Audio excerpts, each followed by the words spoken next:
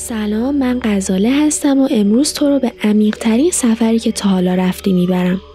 یه سفر که از بیرون شروع میشه و نیتش کارت‌های تاروته، ولی مقصدش چیزی نیست جز درون خودت. جهان. سفر ما با کارت 21 تاروت شروع میشه. فقط یه سوال. همین الان این ویدیو رو از کجا نگاه میکنی؟ تو اتاقیتی؟ توی مسیر کاری؟ شاید داشتی بی هدف اسکرول میکردی؟ فرقی نداره، چون تو دقیقاً همین لحظه توی مرکز جهان خودتی و حالا وقتشه که ببینی واقعاً کجای این سفر قرار گرفتیم. با من تا انتهای ویدیو همراه باش، مطمئنم که پشیمون نمیشیم. کجای این مسیرت هستی؟ یه سوال ازت دارم. هنوز داری دنبال خودت میگردی؟ یا شاید فکر میکنی به یه پایان رسیدیم؟ هیچ چیز واقعا تموم نمیشه. هر پایان یه آغاز دیگه است، ولی یه رازه که باید بدونیم. برای امروز من نیت کرده بودم و کارت جهان اومد. تصمیم گرفتم بیام و باهاتون صحبت کنم. اصلا واژه جهان چیه؟ تصویری از تکامل یا یک چرخه بیپایان. این کارت به ما تصویر یه انسان رو نشون میده، محصور شده توی یک دایره.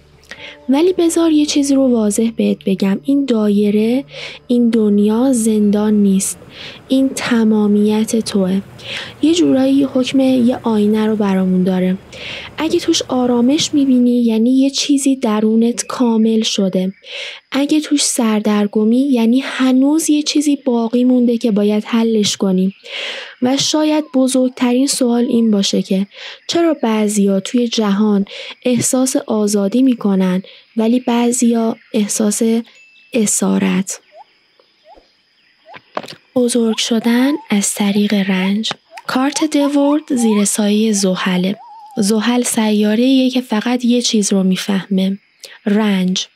میدونم هیچ کس دلش نمیخواد درد بکشه، ولی حقیقت اینه که همه اون چیزایی که امروز بهت قدرت دادن یه روز همون چیزایی بودن که باعث شدن اشک بریزیم.